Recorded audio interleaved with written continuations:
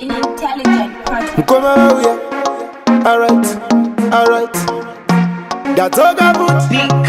Tintina ge. Wakakia mato. Wakara samaki. Panokwira vega tichisara pasi. Namo haisi kupera iriko nanasi. Asikushona everyday sitinenge wachi. January February kunobata machi. Nemuchando imomo takapfeka mabachi. Zviredzo zviri mvura siho hatibati. Sheto ona tarowa nezvikati. Uyai beka. Marita mauya beka.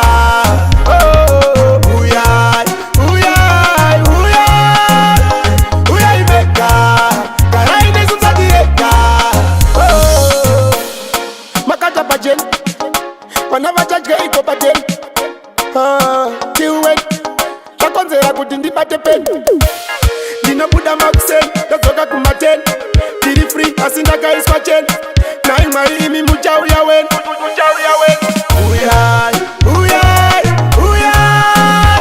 Uyai beka.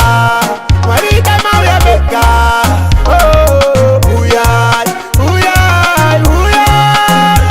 Uyai beka.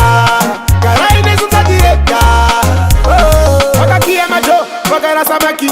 Panokwira vega tichisara pasi. Namo haisi kupera iriko nanasi. Asikushona everyday sitinenge wachi.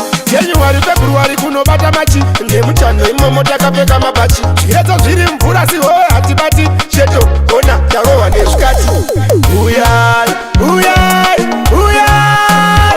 Uyai beka. Marita mauya